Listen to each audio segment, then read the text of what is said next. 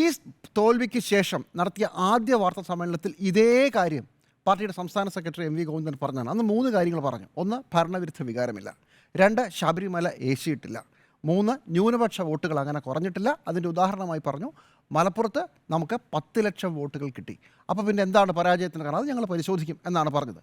ഇന്ന് സംസ്ഥാന കമ്മിറ്റി അടക്കം വിളിച്ചുകൂട്ടി വിവിധ ജില്ലാ കമ്മിറ്റികളിൽ നിന്ന് വിവരങ്ങൾ എടുത്തതിന് ശേഷം അതേ വരികൾ തന്നെയാണ് വീണ്ടും അദ്ദേഹം ആവർത്തിച്ചിരിക്കുന്നത്. ഇത്രയും വലിയ പ്രോസസ്സിന് ശേഷവും അന്ന് തെരഞ്ഞെടുപ്പ് തോൽവിക്ക് ശേഷം പ്രാഥമിക വിലയിരുത്തൽ എന്താണോ പറഞ്ഞത് അത് തന്നെയാണ് വീണ്ടും പറഞ്ഞിരിക്കുന്നത്. അപ്പോൾ ഇത്രയും വലിയ പ്രോസസ്സിന് ശേഷവും പാർട്ടി മാറി ചിന്തിക്കുന്നില്ല എന്നാണോ? പാർട്ടി നേതൃത്വം അവർ പറഞ്ഞുകൊടുത്ത് തന്നെ നിൽക്കുന്നു എന്നുള്ളതാണോ?